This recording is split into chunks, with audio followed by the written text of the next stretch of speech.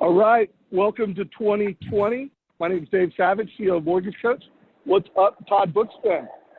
You know, Dave, I am super excited to be here. I cannot believe it's another year and another decade.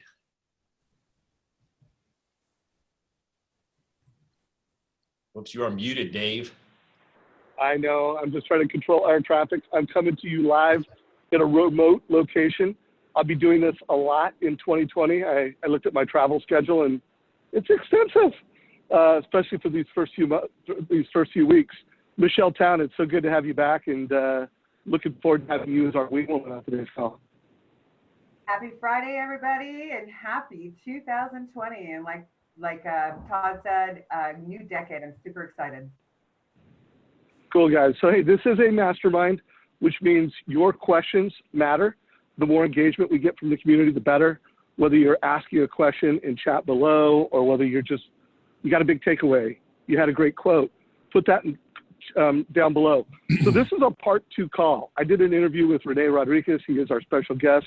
What's up, Mr. Rene Rodriguez? How's it going? It's going good, buddy. So why don't you give everybody just a highlight of that last call, and then let's get into the script that we have today. Yeah, actually, as I was getting ready for this is actually part 3 of this, because a lot of the things that we've been doing, we need to go back to. And if you remember that interview we did when I was in Vegas, I was in that lime green shirt with the whiteboard. That interview piece on how to be a conversationalist translates into a big section of what we're going to be talking about today. But I think what you're referring to is looking at when we talked about sales math and the study that I did where, what happens when we call 10,000, when we dial and we track actually 10,000 dials. And so just the brief backdrop to that was we took 100 loan officers. This is a client I had several years ago. And for a 3-month period, all manager approved, watched, we tracked 10,000 dials into a proprietary software that we had created just for this. And we ended up dialing 5,180 agents, 4,872 clients. And we wanted to track just real simple metrics because remember the backdrop is the biggest challenge that companies face. If you go to even some of the most tech forward companies and you look on their wall and you see all these metrics and all these charts and graphs and everything, all of that is measuring for a loan officer lagging indicators. I remember I'd walk them through and I'd say, the CEOs were so proud of what was going on. And I'd grab a loan officer. I'd say, hey, does that mean anything to you? And they'd look at me with blank faces. And I said, so none of this helps you produce more. And they said, no. I said, but it helps you run a company, but it doesn't help a loan officer. And so a lot of missing data is around this piece. And even loan origination softwares have done a disservice, I guess, to true salesmanship. And you look at even the definition of a lead in most of those softwares is already an application. And so I always look at, man, there's so much that had to happen prior to that application coming to life that wasn't ever measured. And so I wanted to look at what is that controllable thing that if I did right now, I could see my business increase. And that's just picking up the phone and dialing. And Todd, I know you've talked to all of them in your journeys with Win by Noon. Dave, you know all of the top producers. And if we were all asking what's the one thing you do to turn around your business, they all say pick up the phone. And so this comes back to understanding the 10,000 dials and also a year-long process that I went to, approximately a year-long process. I went across the country and brought this concept to life, which was, and Dave, you know me, it's one of those that I don't have much, I pretend to have patience on sort of my online presence, but I'm a very impatient individual and I don't have patience for people saying things like, yeah, this wouldn't work for my industry, or yeah, Rene, you haven't closed a loan in 15 years. I haven't. And I still think, excuse my language, that's bullshit. It's a widget that needs to be sold. It's a value proposition that needs to be communicated. And so I went around and I said, here's the script, but don't worry, you're not going to be the one that has to do it. I'm going to do it. And I'm going to set appointments as your assistant. Because they said, well, you're Rene, you have cool videos and they may know who you are. I said, no, I'll just do it as your assistant. And we wanted to test the script. So that's the script that we talked about and teased about. But now I want to give a warning. This today isn't about even the script, because the script, if I were to hand you the script, you would probably not do much with it and probably say, oh, this wouldn't work. And so the script's value is directly correlated to your understanding of the psychology behind it. And so that's why Dave kept saying, can you share the script? When you share the script, I'm like, no, it's not that I'm trying to hide anything. I didn't want to do you guys a disservice. So I want to give you the backdrop to the script, where it comes from, what's the rationale behind it, and then give it to you free to have fun, do whatever. And then let's talk about it and see what works and what doesn't. And you guys will probably even add to it and make it even better. And so the other I'm sorry, go ahead. Hey, real quick before we get into it, I want to remind folks, make this interactive, be present during. I mean, that's why I put so much energy in the content we create and the Facebook that you're part of. You could either be watching this live in Zoom, or you can be watching this live in the Mortgage Coach Productivity Mastermind. So put comments down below. And the most important thing is what you do before you take that application. I mean, the difference between a client for life and a one-time transaction is that point of sale experience, and it's your follow-up. The difference in conversion, like when I interview top producers, the best of the best consistently prospect, and they do it more effectively. So I just want to make sure you guys really make notes here, are super present. Todd, now that you've kind of heard the setup to this, anything you want to add before Rene keeps going? No, I'm just super eager, right? I mean, as Rene said, this is kind of my love language, right? Pick up the phone, figure out exactly what are the activities you need to do to get the results. And then sounds like Rene's about to give us the secret sauce in between the psychology and what to say. So I'm ready to rock and roll. Cool. And then Michelle Town, knowing that you are in the trenches implementing and executing right now, please, represent the street originator and ask Rene questions and make it, as practical as you can. So Rene, keep it rocking, brother. I love that. First of all, I love what you said, the street originators, like you guys, Michelle, Todd, throw darts at this, get excited about what gets you excited, but, challenge some of these thoughts. But I'm also going to use Todd and Michelle in this a little bit. So just be ready to riff with me a little bit on some of this, because I'm going to be testing some things out with you. So this also, there's another philosophical thing I want to talk about here too, which is preparation. As you said, I think it was you just said it, Dave, is everything on this. So I'm even going to cover what I do in a 30 to 90 second period of time on a realtor website before I call. Because to be able just to make a phone call blindly, nobody wants that phone call. But if I know even just a little bit about what's going to happen on that phone call with the person, or a little bit about that individual, it's going to make things a lot better. So I'm going to show my screen real quick here, just to recap what we did last time, because I think the numbers, everybody asked about the numbers. And so I'm just going to show that real briefly here. Tell me if you can see my screen. Also want to remind you guys that the recording of this is in our YouTube channel. I put a link to it in the promotion of this, and we will also put a link to this. So I would recommend you go back and listen to this and make this part of the overall learning experience. Absolutely. So can you see my screen there okay, guys? Todd, Michelle? Yes, sir. Perfect. We see it, man. Perfect. So I call it the sales math case study, and I'll go back through that a little bit. And then I'll make sure, Dave, you can handle the chats that are coming through. But again, we dialed 5,100 agents, 4,872 clients. And the results were this. I just want to jump right to the results. We found that 61% of the time, we're just talking about the real estate agent side, that 61% of the time they answered their phone. That means we spoke to 3,160 agents in that time, and 31% of them set appointments. That was a total of 980 appointments that were set. And then 24% of the ones that answered gave us leads. That was 758 leads.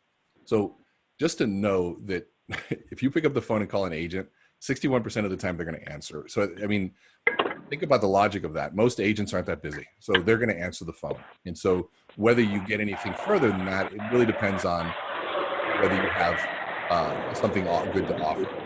So the quick assumptions behind that are average loan amount being $200,000, average commission being $3,000. My assumption is it takes about 5 leads to close one loan, 20%.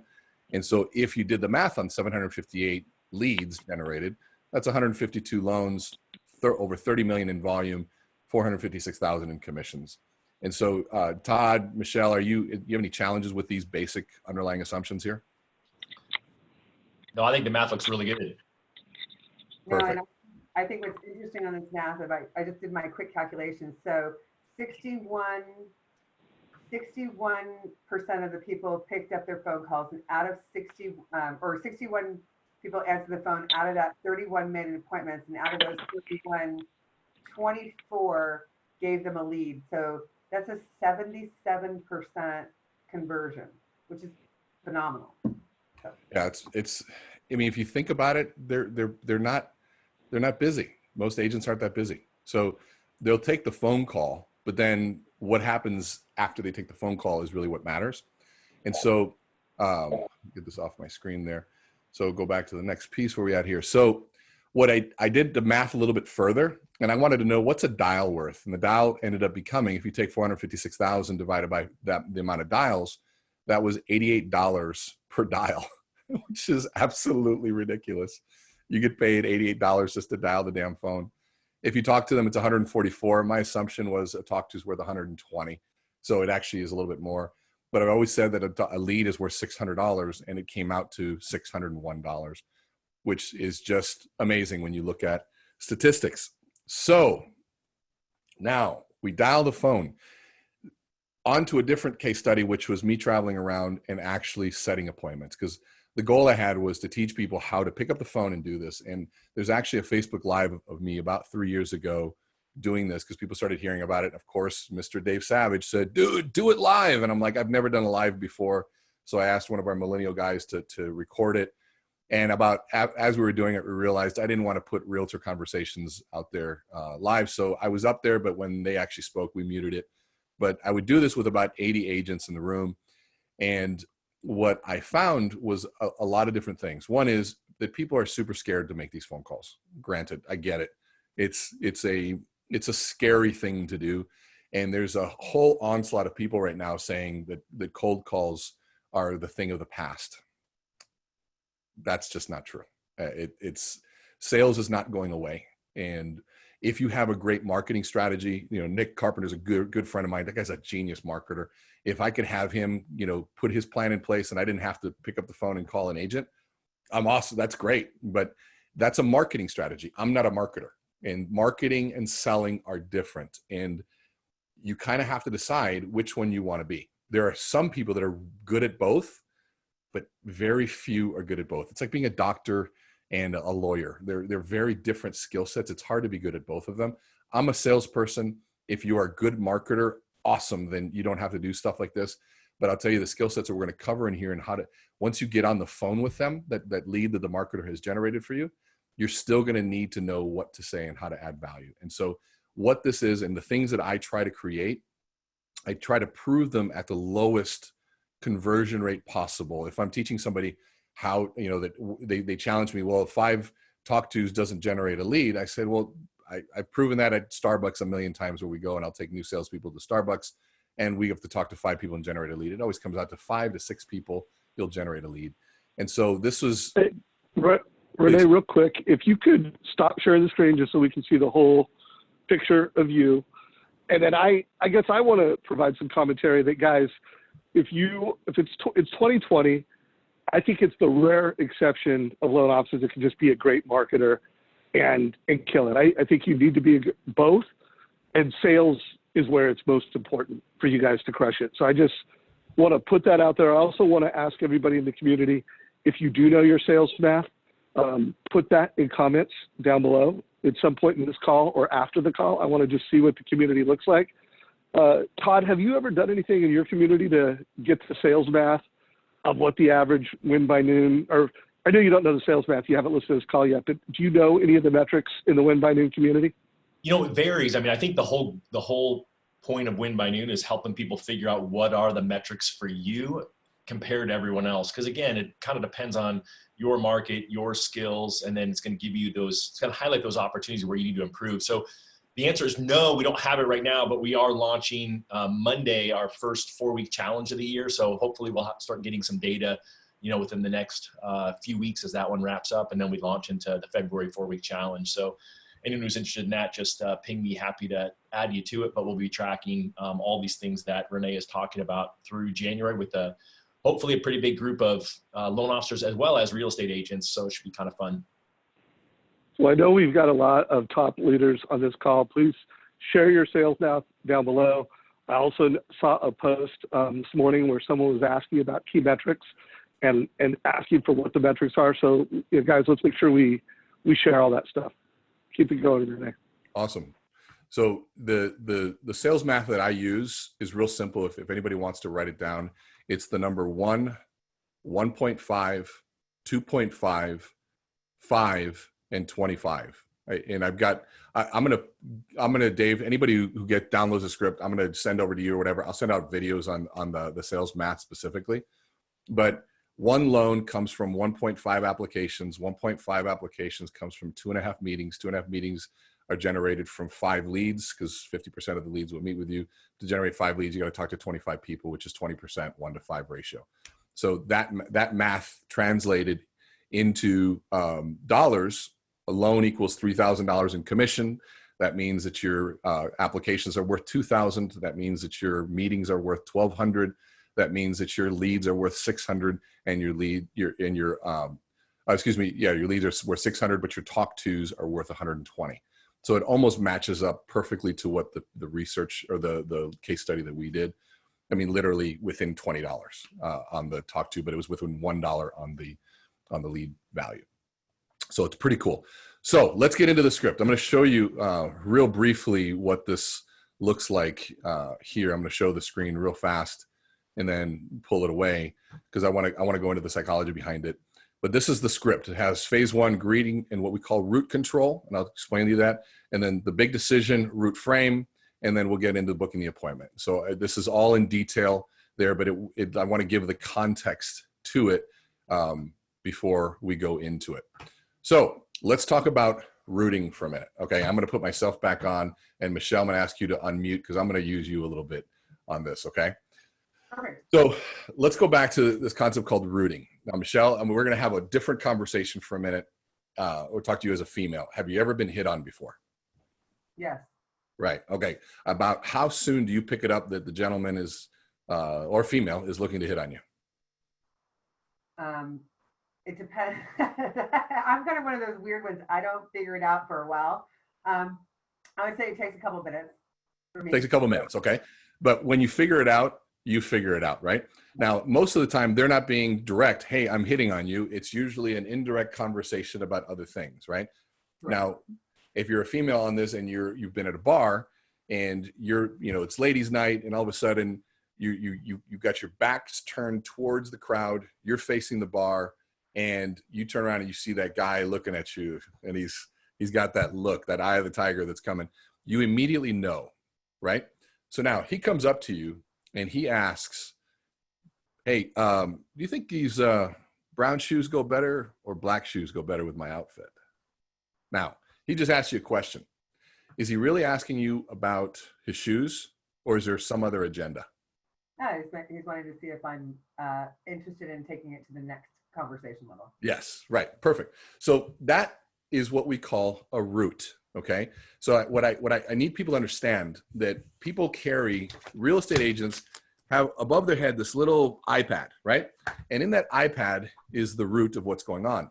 If I call, and females have it too, if I say, hey, I talk about my shoes, in that route that says, even though I said I want to talk about shoes, the route that you have about this, he wants to take it to the next level. He wants my number. He wants X, Y, and Z. If I call a real estate agent and I say, hey, Mr. or Mrs. Agent, would love to talk to you a little bit more about your business. Would you like to have coffee? I'm asking about coffee, but in his route, what am I asking for? His business. Business. That all that real estate agent hears is another loan officer wanting my business. Mm-hmm. So to understand scripting and to understand, and this applies to everything, but we're talking specifically about me picking up the phone and calling an agent. We have to understand routing. And the coolest thing about routing is if I don't provide a route reason, the agent will provide one for me. But if I provide one, then I own the route. Some people call it a frame. So if I came to you differently in the bar and I said, Michelle, quick question. Me and my friends are having this discussion and we just need a female opinion. Do you think brown goes with this or brown or black? What's your thoughts? Now, what's different about that? It's not about you anymore. This is now about a conversation about me and my friends. So in the root, above her head, I put in conversation about friends. We just need a female perspective.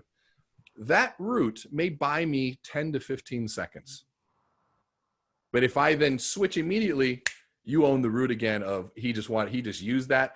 And what's worse, you'll feel duped. And now I'm a liar.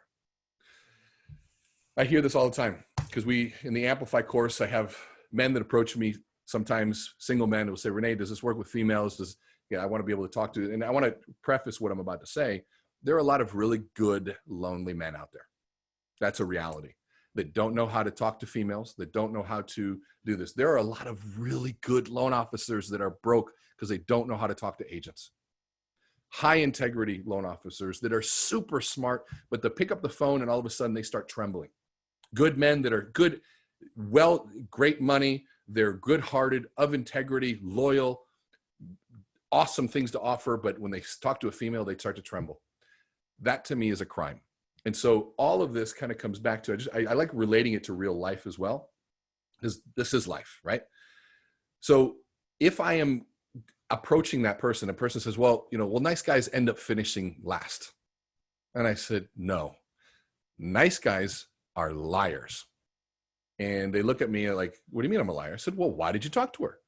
Why did you go up to, why are you being nice to her? Well, because that's what my mother taught me. I'm like, bullshit. Why then, if that's true, why aren't you nice to that person and that person and that person? Why did you just choose this one magically out of the air? And after, I'm saving you the suspenses, finally they admit, okay, because I like them. Okay, so you're being nice because you like them in hopes of something else. And guess who knows that? That your niceness is in hope of something else. She does. That's why you finish last. She doesn't trust you. But that douchebag over there that you call a douchebag, at least he's honest about what he wants. And she can approach with her eyes open and say, yeah, I know what he wants, but at least he's somewhat kind of funny. And from there, at least he's engaged because it's an honest conversation. So we have to get past it with the agent to being nice to an agent over the phone, or going through this whole process of trying to pretend to be a certain way when the agent's going to read right through it. We have to learn how to add value, and we have to control the immediate psychology of what's going on, which is that root. So to understand the script, you have to understand rooting. So now I'm about to go into it, but I have to do an integrity check. So by show of hands, all of us on this call, I made a personal decision in 2020. I make this decision every single year to surround myself with quality people that are going to push me to the next level, people that have the same values that I do, people that have the same commitment to excellence. And so I am on a search for people like that. Now, I'm going to ask everybody else, who would like to join me on that? Do you guys want to join me on that? Michelle? Yeah. Awesome. Todd? I'm in. And Dave? You're in? Perfect. And if you're listening I'm to this, I'm in. So if you're listening to this, I need you to agree to that statement for the script to work. Okay? Like you have to buy into that. I want to surround myself with good people. That means if you meet a bad person, you don't want them. If you meet an agent that is pompous and a dickhead and elitist and doesn't want to talk to you, guess what? Doesn't fit your vibe. You don't need to talk to them. So there's a reason why we need to do that. Okay. Dr. Robert Cialdini, in his Psychology of Influence, it's one of the laws of influence is the law of liking. And really what it says is that people tend to we like those who like us, right? You like me, I end up liking you more. So what ends up happening in this approach to a new realtor, the same way as approach to the opposite sex, is we want them to like us. And the reason I feel this fear of picking up that phone is because I want someone to like me. I pick up the agent, the call to call the agent. I want the agent to like me. So what does a conversation like that sound like? Well, here's what my products, here's what this is what I've done. And all this stuff of hope you like me. I throw it all out there. And if they don't like me, I personally feel rejected, and rejection doesn't feel good. Therefore, making a phone call and a cold call sucks. Rejection and the fear of rejection is self-created. It's self-created because we have created this desire to want to be liked. That's it. And it's a selfish desire. It's a underhanded, hidden agenda that has to go away. And so I'm going to ask you, stop trying to get agents to like you. Just stop. Now, I'm not saying to go the opposite way. I'm saying do something different. I want you to learn how to proactively try to like an agent. So how do you do that? So I'm going to show you in a minute. I went and just clicked on a bunch of realtor websites that I've got teed up. I haven't looked at them. So I'm going to show you in a minute what I would do prior to calling that agent into how you proactively search for something. But if I'm trying to like you, I'm asking different questions. And now this goes into the how to be a conversationalist training that we had. And so Dave, I'll send you that link with the one who was in the lime green shirt. In fact, it's this one right here. Where is it? Yeah, you'll see me in the lime green shirt there. That one. It says how to amplify influence. This one, dealing with rejection. We go into detail about how to be a conversationalist and the love method, everything there. So watch that if you can. I think you'll find more value in that. So let's see, get rid of that. There we go. So that piece will be critical because once you get the appointment, you're going to need to learn how to do that. But we got to get rid of this need to like people, start liking people. So how does that work? All right. So I'm just going to jump into the script and then we're going to dissect it in detail. And Michelle and Todd and Dave, start throwing your questions and just let me know if somebody asks a question or whatever. So the overarching, first, are any questions so far? Todd, Michelle, anything you want to add on just what I've said on sort of this preface here? No, I'm just on the edge of my seat waiting for the magic script. Now that I'm proactively ready to like it. I want to say something because, you know, what I love about this conversation so far is we're doing this call on scripts and everybody, you know, what's the words, what's the script? And you've spent half the time talking about inside, you know, like, don't worry about being liked, focus on liking other people. And that really is where the magic happens. It's all in your head, it's all in your heart. And so I just want to make sure everybody really noticed that it's not the words, it's not what you say, it's how you say it. And then of course, when it comes to prospecting, it's not what you say and how you say it, it's how often you say it. And so I love that you spent all this time just digging the foundation because it's a difference maker, brother. Keep it rolling. And let's get to some words. I'm glad you saw that because we're in a world of transparency where transparency isn't a choice anymore. You're either transparent by choice or you're transparent by somebody else calling you out in some sort of social format. It doesn't work. So if we can get back to this place of saying, this is where I'm coming from, I think you'll be refreshing to the realtor. So let's go put this out. I got too many screens open here. Where is it? It's back here somewhere. There it is. All right. So Todd, I'm just going to use you since you're there, and we're gonna kind of go through it. And in fact, I'm not going to go through it with you. I'm just going to read through it. We'll see how this works. Remember, this is something that I like going through live, and there's going to be a lot of questions that come in. And this isn't about the script, even though there's a lot of things that are in here that are critically important. I tried to highlight, and I'll go through the psychology behind the wording and everything. But we'll go through it. So phase one, greeting and route control number one. So real basic stuff. Hi, this is Rene Rodriguez. Or hi, Mr. and Mrs. Agent. This is Rene Rodriguez. I'm calling on behalf of the Todd Bookspan team of which company are you with, Todd? Well, I don't originate, but my team is at Fairway. Okay, so it's at Fairway. So Todd Bookspan team of Fairway Mortgage. I hope I'm not interrupting anything. And so this is just simple stuff. This is not anything unnormal, but it's just a basic courtesy to say, I hope I'm not interrupting anything. Because if you just go off and don't talk, I mean, this is basic 101, and keep talking. You haven't asked, if they're in the middle, yeah, I'm in an ER. Did you need anything? You're kind of a jerk for keeping talking. So if you ask that with a positive attitude, voice inflection, if you notice how I said it, yeah, I hope I'm not interrupting anything. It's positive, very important. Pete, great. So now route control number one, great. No matter what he says, typically it's usually, you know, hey, I'm busy. Great. I can still go into this. Great. Well, the meeting now, here's a piece where I'm going to go through it and I'm going to come back and backfill what I mean by this.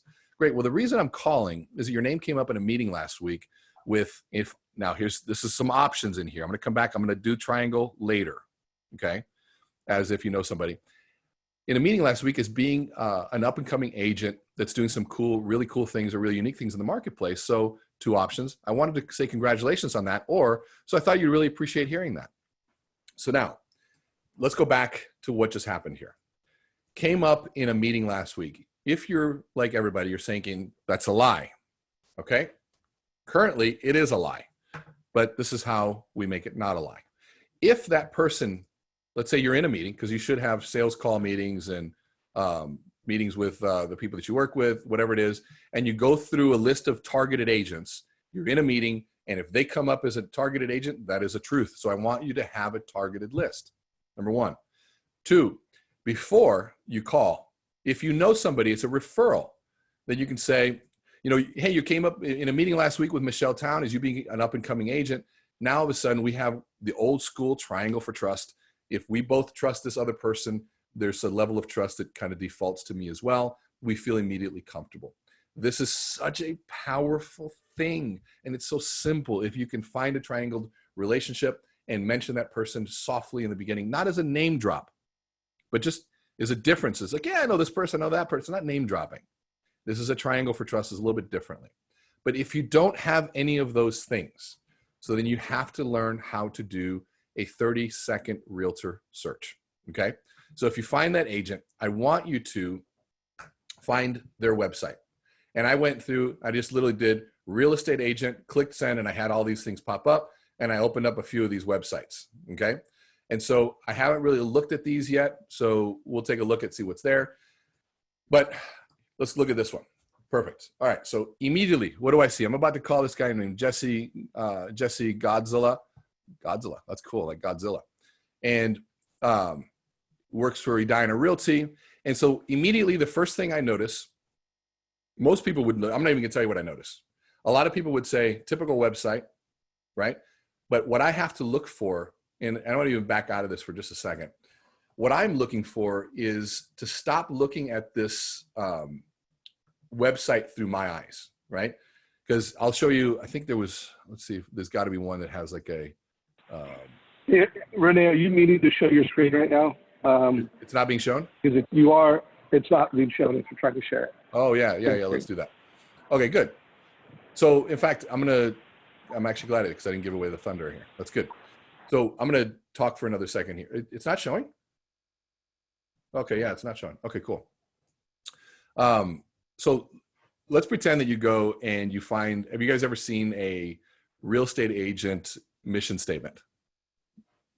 And most of the time, if you look at a realtor mission statement, it's something that is pathetic, to say the least, sad and cliche, and makes you want to throw up in your mouth. That judgment that I just put on it is because I looked at the mission statement through my eyes. But now, if you've ever written a mission statement, so Ty, let me ask you, do you have a mission statement for Win by Noon? Yes. How long did it take you to write it? How long? It took me a while to think of it, but once I knew it, it was really fast. Yeah, but the whole process? Well, the whole process. About it, I mean, because writing is about thinking about it. It's not something that's done overnight. Oh, a mission statement, here it is. It's a process, right? Oh yeah. But how long from beginning to end? I mean, I did it over a few weeks, but I probably put, good, probably 5-6 hours of on time into it. Okay. Does it mean something to you? Absolutely. Absolutely. Michelle, do you have a mission statement? Absolutely. Does it mean a lot to you? It means a lot to me. Was it something you wrote quickly, or did you put some blood, sweat, and tears into it? A lot of blood, sweat, and tears into it. Yeah. So did the agents that we look at in their crappy websites. Now, you know why I love finding crappy agent websites? I love them. The ones that are horribly built, that just the design, they got 16 different fonts and the pictures are kind of squished together because they didn't know that you should maintain the aspect ratios, and they've got all things that's not even mobile friendly. I love those websites. You know why? Because you know how to give advice to fix it. Nope. But that would be a nice thing to do. It's because I know they built it. I know they sat there late at night trying to figure out how to do a website, and they put their blood, sweat, and tears into this horribly designed site. So if I look at it now through their eyes and not mine, it's a totally different conversation. And if I find a website, I'll give you one quick story. I did this, and we were like, literally, we would do this live. I'd throw my phone down. We'd put up Zillow behind me. I'd have sometimes, 10 people, 10 loan officers to 30 to 40, sometimes even 60 in the room. And I'd say, pick an agent, show me their website, and dial. And this one, we found this crappy one. They were all kind of laughing to try to find me a bad one. and we saw a mission statement that said, my mission is to make the world a better place, one home at a time. Blech. Right? You could have Googled cliche mission statements and that would have come up. Or one bright smile at a time or something like that. It was like that. So I said, hold on, let me get rid of Renee's judgment on this, look at it through their eyes, and proactively try to like them. Remember, we're trying to stop getting people to like me. And I go, if I were to look at it through her eyes, she probably built this. That mission statement means something to her. So let me ask. And when I called and I said, Janice, I saw your mission statement and I thought it was very interesting. You said you want to change the world one bright smile at a time. Where did that come from? And she said, oh my gosh, you read it. Like first she was shocked. This is cold. And I said, yeah, I saw it here. Your name came up in a meeting and I pulled up your website and I saw it. I was just curious as to where that came from. She said, well, my mother has cancer and she's been a real estate agent her whole life. And she used to tell me all the time, she said, I put smiles on people's faces because when I put them in their first home, I know I'm changing the world. I'm changing the kids, the child's world. I'm changing the community. And so I get to change the world one bright smile at a time when I sell at home. And she said, and my mother passed away last year. And so I get to carry her legacy. I get emotional talking about it. I am 15 seconds into a conversation and I love this woman. I love her. And I'm emotional right now.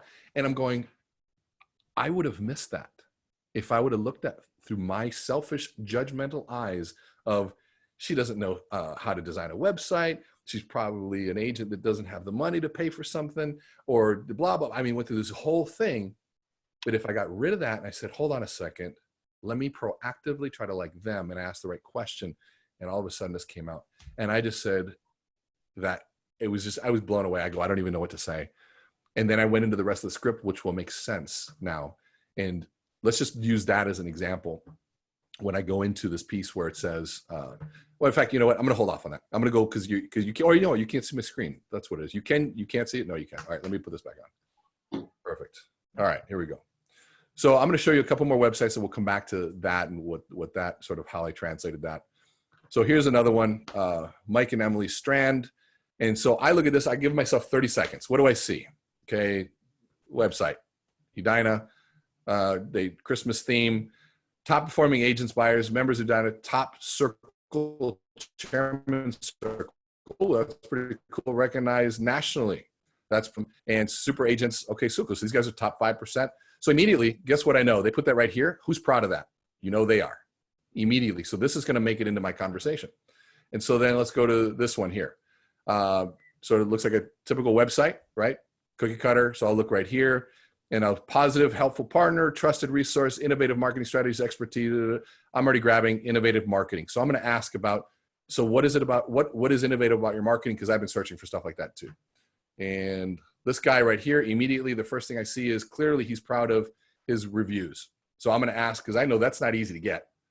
How do you do this? He's got 81 reviews, 35, 112 on Google. He's very passionate about his reviews, ranked best of the best. Very cool. And then look at this one here, Norse. Immediately, Norse tells me something. He's very proud of being Minnesotan. And so there's this. I don't see anything about him here. So I'm going to go to the bottom. There's an about section. I click on that immediately. And then I'll read the about. We understand buying a home isn't a transaction. It's a life-changing experience.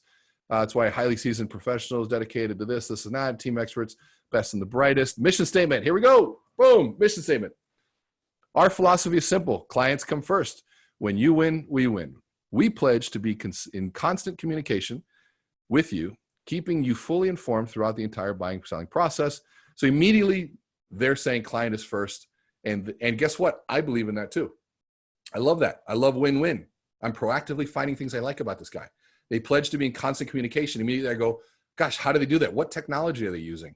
I'd like to learn about this, right? And so with that, I've got all this fodder in my head of saying, okay, I'm already ready to make this phone call. So now, what would the phone call be like? Let's go to the script. It goes basically like this. So hello, what's his name? Tim. Was his name Tim? Norse Realty. I don't know. It was Tim. Let's pretend his name's Tim. Hey, this is Rene Rodriguez calling on behalf of the Todd Bookspan team of Fairway Mortgage. Hope I'm not interrupting anything. Play along, Todd. Be nice to me this first time around. Nope. I'm just sitting here hoping someone calls me.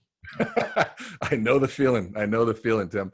Well, great. Well, the reason I'm calling, Tim, is that your name came up in a meeting last week as being an up-and-coming agent and doing some really cool and unique things in the marketplace. So one, I just thought you'd appreciate hearing that. I wanted to congratulate you on making a splash. Thank you. I appreciate that. And so let me look at what, so you're with, let's pretend you're with KW, right? Just for the hell of it, I could do that. So immediately, this is important. So now, once I ask this, it's important I go immediately into this next question, okay? And you got to go from this immediately to this next question, because I'm controlling the root. Because if I stay silent, the root starts filling in with, oh God, what does he want? So I'm going to try this again, and I want you to watch how I transition into this immediately, okay?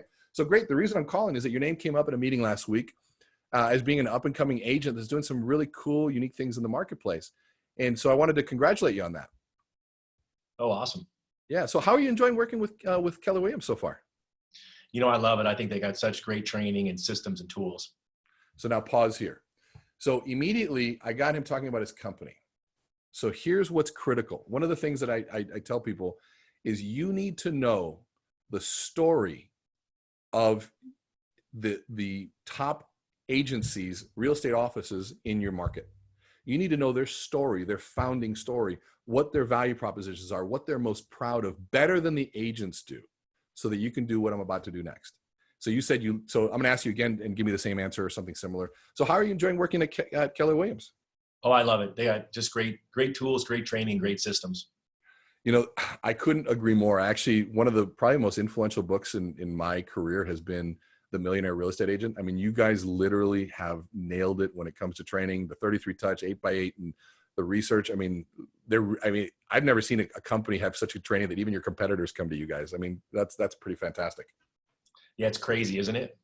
Yeah, I actually I went to your mega camp and to your, what do you call it, family reunion in Austin, Texas. I mean, I've never seen so much red in my life. Oh yeah, so that was awesome. So now I am showing that I know and have some history. I've done my research in this conversation and I would do what's called expanding the conversation. Seek to understand more, ask more questions, go deeper. Now this does not last long, okay? You can't do this for too long.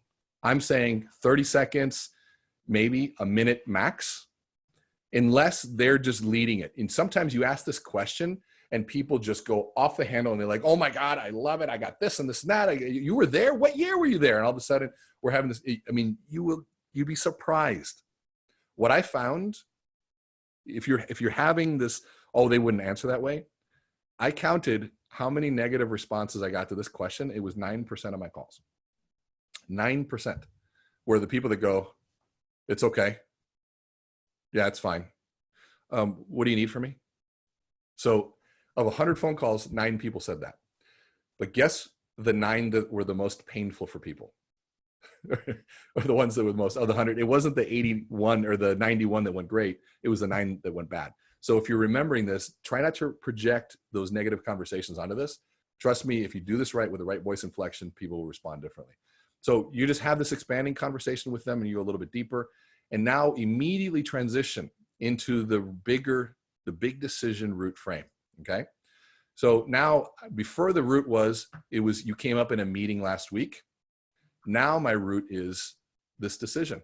Well, Tim, the reason I'm calling is that our team made a decision for 2020 to surround ourselves with agents that are of like mind and share the same values and commitment to excellence as we do. From what I've learned from, if I have a common connection, or from what I've learned and from from our conversations so far, and from what I see on your online profiles, sorry, I stalked you a little bit. It seems like we share some of those same values. So now pause here. This is such a critical statement. The sorry, I stalked you a little bit. This is 2020. Tim, Michelle, is stalking normal? Little Facebook stalking, little Google search here and there. It's absolutely normal. And Tim, if I were to call you out of the blue and I say, hey, sorry, man, I stalked you a little bit before this call, would you be a little bit flattered? Well, absolutely. You feel a little more like you trust, you're building that trust. Yeah. And you're kind of, people found you online. Like it's this really cool thing, but you have to kind of call it out. From what I've seen on your online profiles, sorry, I stalked you a little bit. See, I kind of giggle as I say that. Sorry. Sorry. See how that works? sorry, I stalked you a little bit. And because you're just being honest, it's a transparent thing. Hey, I looked you up and that's what I found. It seems like we share some of those values. So now I'm going to pause to let them respond. If they don't respond, just move on to the next part. Don't crumble. Don't get scared. They may just sit there in silence. And here's where salesmanship comes into play. You have to ask. And what we found was around 88% of the time in this script, people would set an appointment. Okay. The sales math thing I did before was some people had the script. I didn't know if they used it or not. They all had it, but I didn't know if they used it. This was when I did it, going around the country live in front of people. Over 80% of the time, people would set this appointment when I did the script. Okay. So let them pause. Sorry, I stalked you a little bit. And then all of a sudden, if they respond, if you want, I'll go through this again. Tim or Todd, give me whatever response you want. So the reason I'm calling is that our team made a decision in 2020 to surround ourselves with agents that are of like mind and share the same values and commitment to excellence as we do. From what I can tell from our conversation and from what I've seen from your online profiles, sorry, Todd, I stalked you a little bit. It seems like we share some of those same values. So you're a stalker. It's 2020. I definitely am a stalker. And here's what I'm looking for, Tim, is I'm looking to find a time next week for the both of us to get together and explore this a little bit more. What days of the week are typically bad for you? I like that negative. What are bad for you? Oh, Mondays and Fridays are terrible for me. So let's talk about that psychology for a minute. What if I were to say the opposite of this? What days of the week are typically good for you? What's the trained response? Oh, there's no good day. There's no good days. So that's a neural pathway. Okay. Neurons are lazy. They follow the path of least resistance. Okay. And so if I say something that you're used to hearing, that neurons go, we know what this one, we got a bullet in the chamber for this one, give them the canned response. And no, man, nothing's good. I was so busy. Why don't you call me in like 2 months and we'll see what happens. Oh, okay. No big deal. Thanks. Glad. Yeah. See, the script doesn't work. When you use this, and I learned this when I was 18 years old selling cookware. If I asked what days of the week are typically bad for you, there is no neural pathway for that one set. So the person has to think. They go, and the moment they go, they have to build a new pathway. And when I force a new thought process, I am more likely to get truth. More likely to get truth. That's why I ask questions. You ask you the same thing so many different times, so many different ways, in the really good sort of assessments. And so if I ask this, you're going to say, like, you give me your answer, the same answer you gave me before. He goes Mondays and Fridays. And internally, as he's saying those days, he goes, shit, I just gave him 3 open days. And so now we've got this, what days of the week typically bad for you? Boom, give these 2. Now I've got these 3. And so I'm going into now basic sales 101, which is the alternate choice question, where I go from a broad decision to a little less broad to a little more specific to really specific. And this is how it works. So Todd, what days of the week are typically bad for you? Oh, Mondays and Fridays. Awesome. Well, I have a Tuesday and a Thursday available. Which one is better for you? Oh gosh, Tuesday. Tuesday. Awesome. Do you prefer morning or afternoon? Afternoon. Awesome. So I've got a 2 p.m. or a 4 p.m. What's better? Wow. Let me hang on. Oh yeah, 4 p.m. Awesome. Todd, do you prefer your office or do you have a favorite coffee shop? Oh, I love Pete's. You like Pete's? Oh, I've actually never been there. Do they actually brew the coffee on their own? They do. They're awesome. See, now that response, you know why I said that? Because I have never been to Pete's. It was like an honest thing. And that's where you have to get to this place of proactively finding things you like. He said, oh, I like Pete's. So when he said, oh, I like Pete's, if I'm listening and observing, so with the love principle, listen, observe, validate, expand, that's the love principle that we learn in the other video. If I'm listening and observing and I validate and I can expand, he goes, wow, I heard a little bit of enthusiasm around Pete's. I'm going to listen to that. I'm going to observe that. And I'm going to play off that. And like, he's enthusiastic. I've never been there. So my odds was, wow, I've never been there. Is it really good? And that's an expanding question. He says, yeah, what it is. So expand again. Do they like roast their own coffee there? I got a buddy of mine, this guy named Dave Savage, cool last name. Literally anytime you're anywhere in the country, he's got this like cool place that he calls Portland Worthy Coffee. So I'll pull a story that's something very real to me that might respond. If he's going, ooh, pizza's really good, he's a coffee enthusiast, I'm going to tell a Dave Savage Portland worthy coffee story right there, right? And it's just pulling stories to be there, and we're just connecting. This is what humans do, right? And guess what? I have not talked about price or products or interest rate. I am here for the reason of one thing, to surround myself with cool people. That's it. Now, here's the thing. If this guy's can I swear on this, Dave? I forget. Can we swear on this at all? I think you've sweared a bunch already. Did I? Yeah. So if the guy's an asshole, then my decision is, if I'm trying to surround myself with good people, he has identified himself as not somebody I really like. So guess what I do? It's an easy conversation. I say, Todd, you know what? Hey, thank you for your time. It sounds like you've got everything kind of like in line. I'm very impressed. You know, if there's something I can do in the future, please let me know. But, you know, sorry to waste your time. Hope you have a wonderful day. And I'm off. And I get off the phone going, thank God I don't have to do business with them.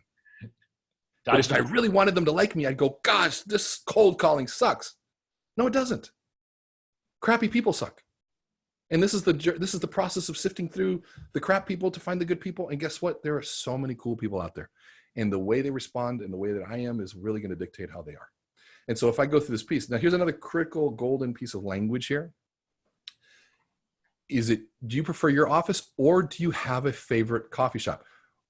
Versus, you want to meet at your office? You want to meet at like a coffee shop or something? That's boring. Do you have a favorite coffee shop? If they don't, what are they going to say? I don't have one. Yeah. Or they should say, just meet me at the office. Now, if they say this is critical. You don't say, would you like me to bring you a cup of coffee? What's the answer 100% of the time?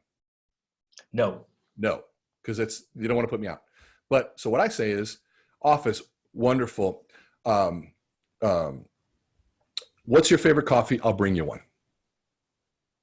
So what's your favorite coffee? I'll bring you one. So there's no question. You can't say no. I'm bringing you some coffee. I don't do coffee, tea. Perfect. What's your tea? I'll bring it. Because now we're getting together. So I'm bringing a gift. And I have people go, wow, okay. You know what? I'll take a mocha macchiato, blah, blah, blah, blah, blah, blah. Like, whoa, hold on a second, slow down. Let me write that down. A mocha macchiato with a hint of water, and you want to squeeze a lime in there? Like, yeah, you got to ask for it. It's a little secret menu thing. I'm like, I didn't know that. Like, I've had some weird conversations around coffee. And so in that, it's not, would you like a coffee or not? That's a closed-end question. This is sales 101. What's your favorite kind? I'll bring you one, right? So that's real simple. And then when you get there, because this will work if you do this right and you practice this, I always get this question of, well, what do I say when I get there? And this is where the love principle came out, or the love method. I was thinking, I'm like, did people forget how to be conversationalists? Like, just show up and see if you like each other. If that's the goal, if my goal isn't about doing business, because I don't know if I want to do business with you. I want to surround myself with people that are committed to excellence, share the same values of service and everything that I do. And if we have that, guess what? And I like that about you, you're probably going to like that about me. And guess what's really easy to do if you like me and I like you? Business. It's simple. We have it backwards, folks. Life, business, sales is about sequence. We forget the connection part. Now, if somebody's saying this is a lot of work, you're goddamn right it is. This is selling. You get paid a lot of money to do this. There isn't any other industry that pays you this kind of money to do it. And there are a lot of people that get paid the same and don't do much work.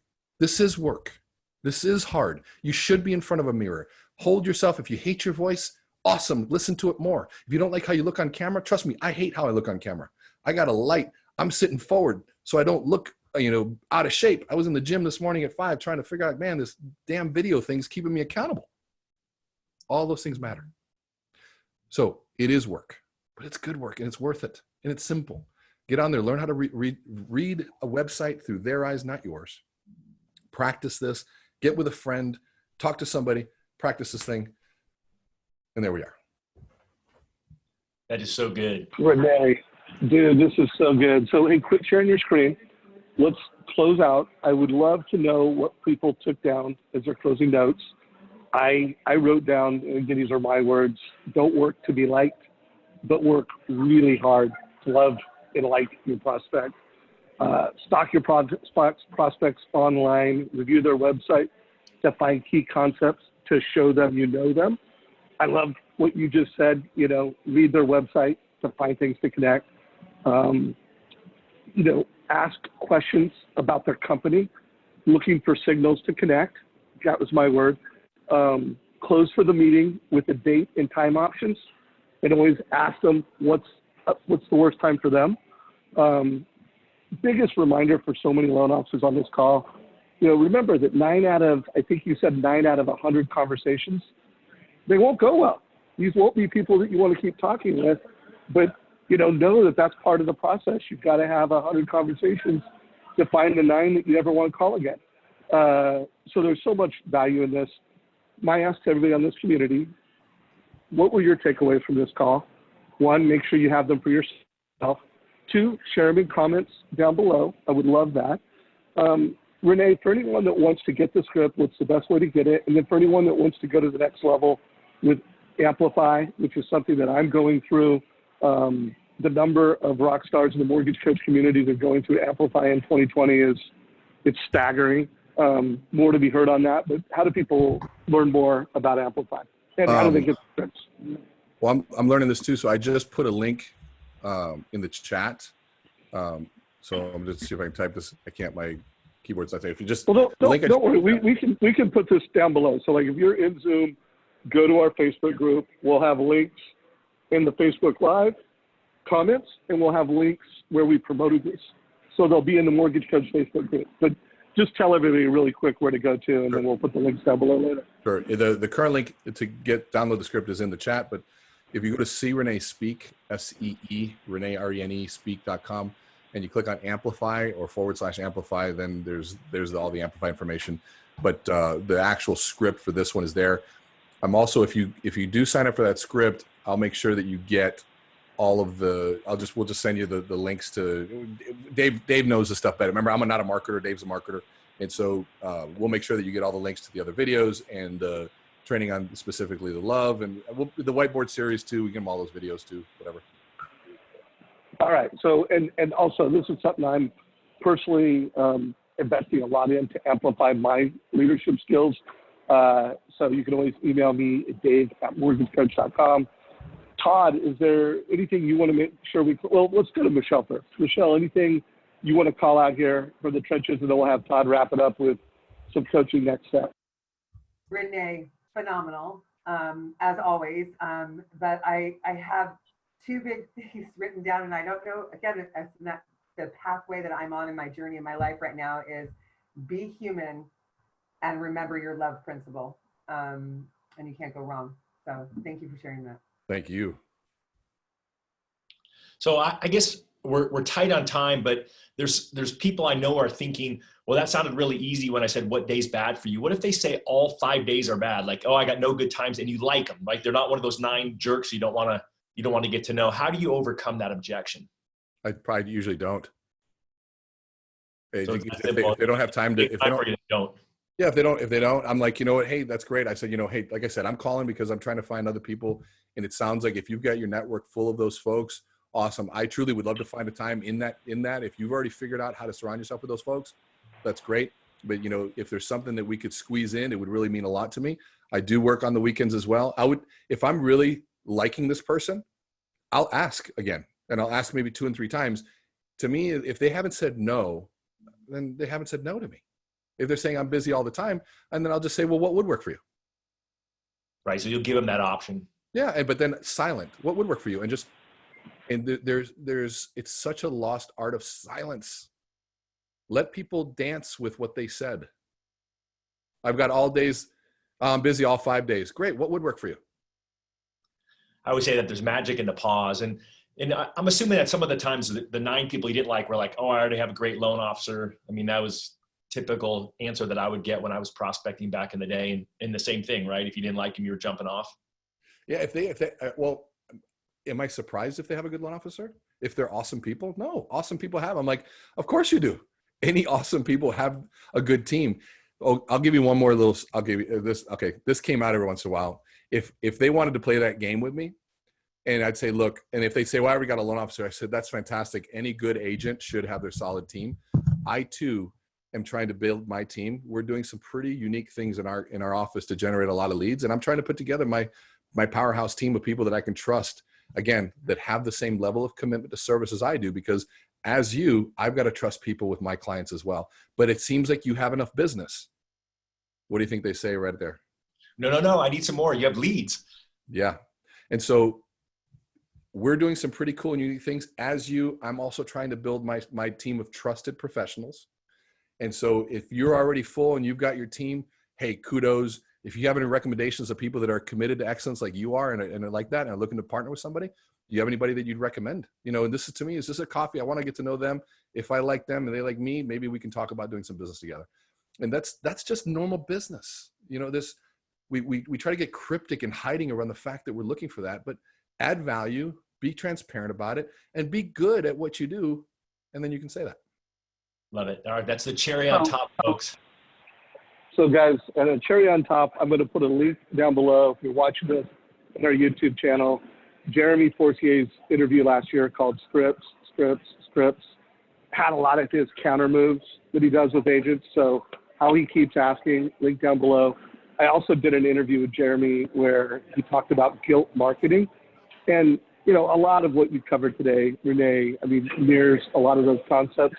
But for everybody who's trying to enhance their scripts to get more meetings with realtors, there's going to be a few more interviews that you can watch down below to take it to the next level.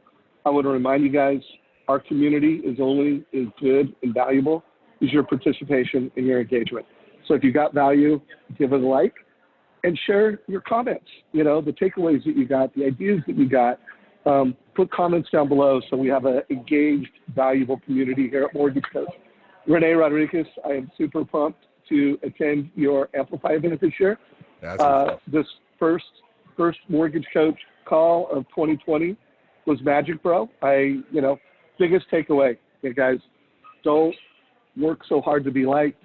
Work harder at loving and liking the people you do business with. Lots of magic will come from that single concept. Easy to say, not easy to do sometimes, but good luck out there, guys. This call is a wrap.